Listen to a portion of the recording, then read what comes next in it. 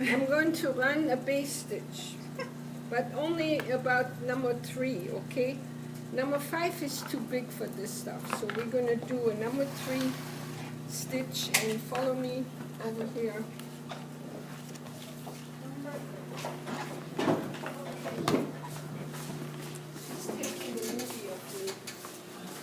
She's famous. Yeah, I'm beginning to be famous.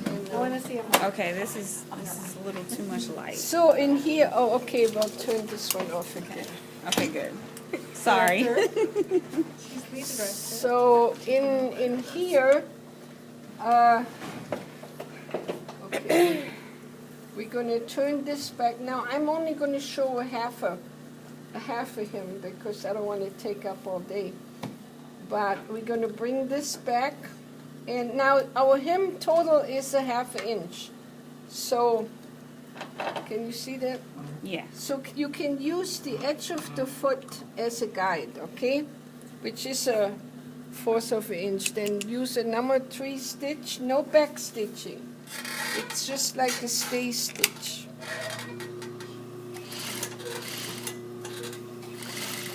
Watch your seams. Now you have to kind of make sure you got a nice, even, measurement to go around. And make sure your side seams are open. So I'm just going to go to the center.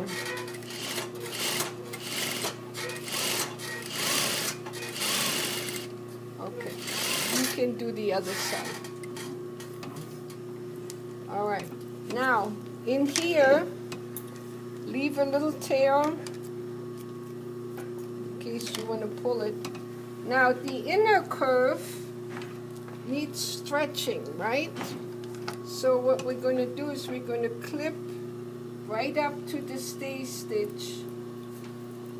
We're going to do like every quarter, kind of like just clip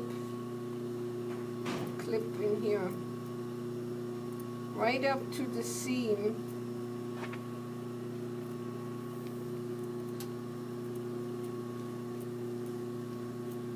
Because what happens with the inner curve? You need to stretch it. When you turn the inner curve, you see it needs to be stretched, because when you put that measurement twice like this, it once needs to be stretched. But on an outer curve, it needs to be taken in. So when we do this end, in here, I'm going to start from the inner curve, the side seam. So I want to make sure this is clipped. All right. So you're going to fold right there where the stay stitch, the base stitch is. And you're going to fold it twice because you're looking for 1/4 of an inch. And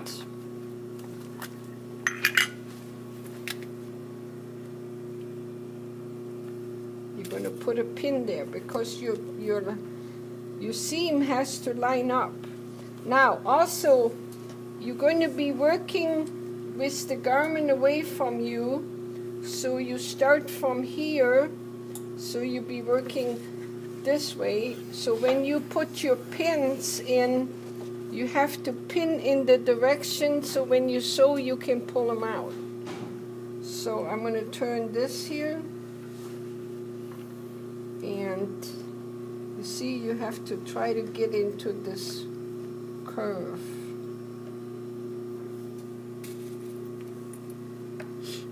So I'm going to pin in the direction that I'm going to sew. Now in here, if you have too much on the outer curve, you're going to have to pull the thread in. Right now I'm okay.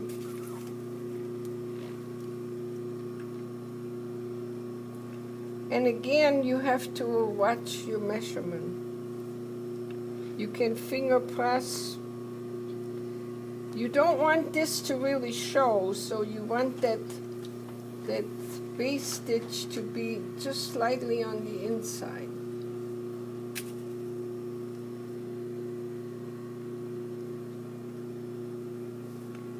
Okay, so far so good. I haven't have to pull anything because it seems to be laying down pretty good. See, just by sewing it, it kind of pulled in a little bit all by itself. And this here has to continue into the underside of that part. You have to bring it into the facing.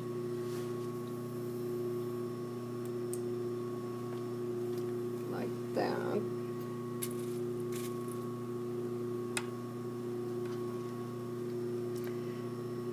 This is actually harder to do on the muslin than it is to sometimes with regular fabric, because regular fabric has a little bit more stretch in it. Muslin don't really stretch that much. So you come in here, see, and then we'll start from there into here. And then now in here, see, what you do is when you get into the outer, you can start in the middle and just kind of give it a little ease, you know, pull it in a little bit. So there is a slight curve. So it has a little tendency to kind of come in on the curve.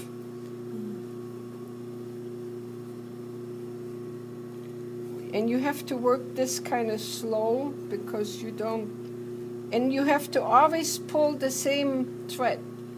Don't pull this one. If you're pulling on this one, don't pull on this one, because you're going to lock the stitch and it won't pull. Then you have to do it all over again. So in here, I'm just moving some fullness in here so that it's easier to turn. If I don't need it, I push it back out. So now I'm on this end,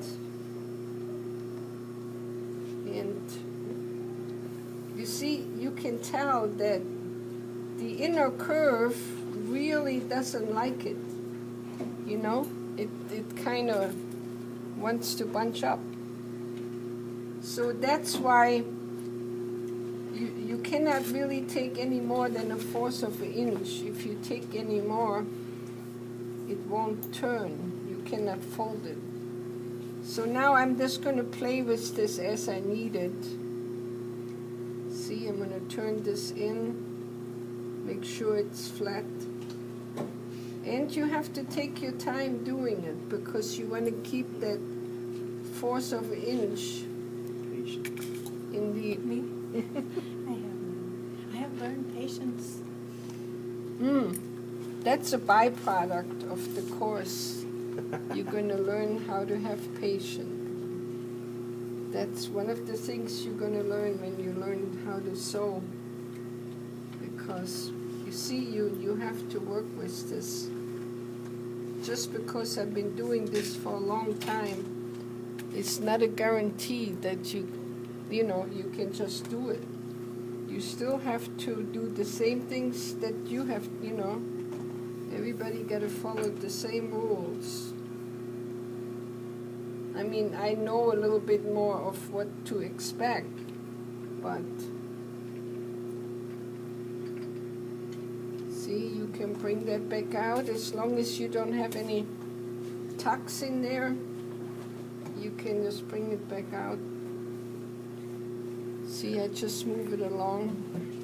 And also, like when you have that whole thing in one piece, what you can do is, because you don't have an opened one, you just take your stitch right in here, like in the middle or something, and you put your needle under one of these stitches, and then just very carefully pull on it.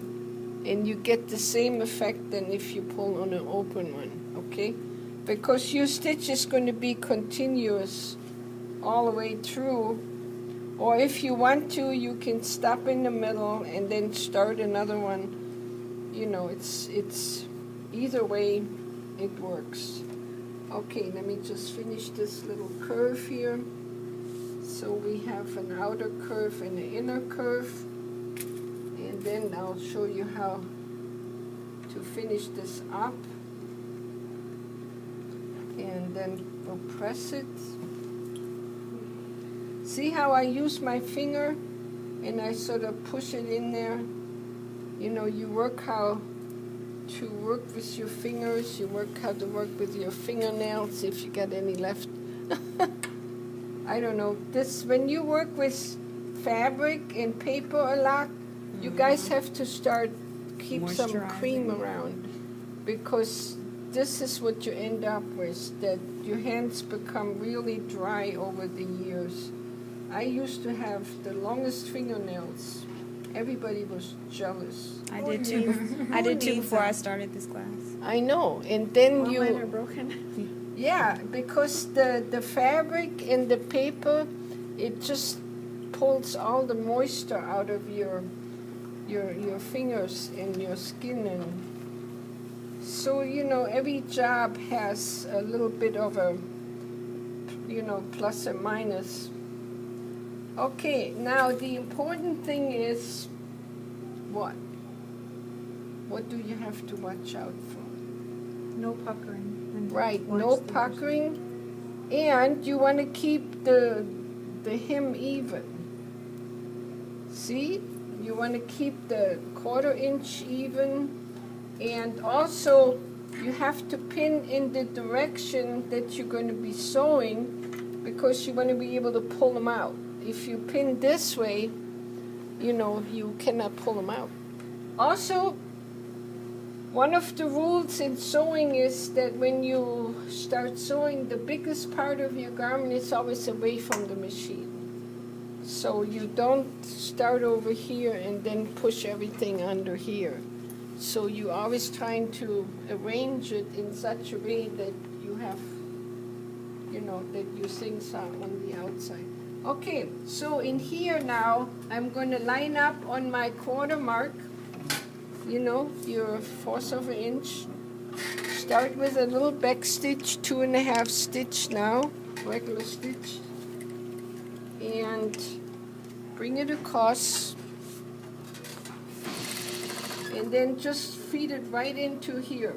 You're going to bring it right into that, like the inner, remember the inner foot? The inner foot is your guide. And when I take my pins out, I double check my measurement, because it has to be an edge stitch. You cannot sew in the middle of this. You have to bring it to 1/4 of an inch, and you sew an edge stitch, not in the middle. What I do is, you know, I kind of stretch it as I work with it, because it's easier. It'll be easier. Now see, here is, you gotta watch that now. This is the part where you got that inner curve, and you try not to have it pull.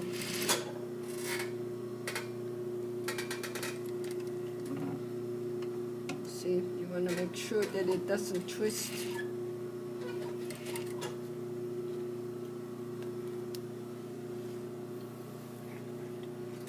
And you don't want to have any tucks in there.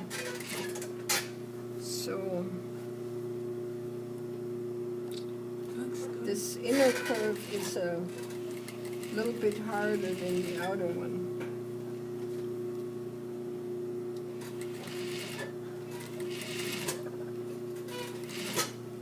Now there's one more other thing that you can do. Oops, it just went off. That can be done. Instead of a 1/4 inch, you can do 1/8 of an inch. You know, like in here. If you take a little bit less in here, and then take a 1/4 here, it stretches easier. than if you take a whole fourth of an inch and turn it.